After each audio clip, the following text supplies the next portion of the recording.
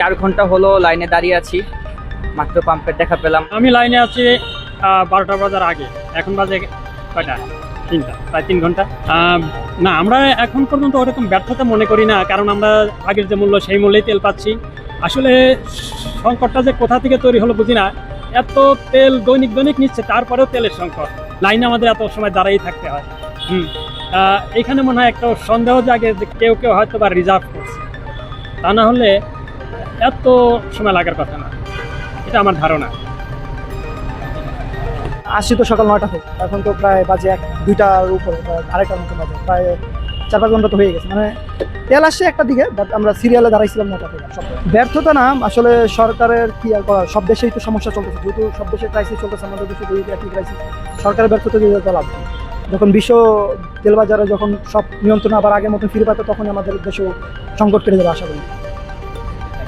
তো আসলে সময়ের অনেক অপচয় হচ্ছে। অ্যাজ এ স্টুডেন্ট, পড়ালেখারও একটা দিক, যেখানে 4 ঘন্টা চলে যাচ্ছে পাম্পে সিরিয়ালে দাঁড়িয়ে থাকতে থাকতে। তো সময়ের অনেক বড় একটা ইফেক্ট পড়ছে।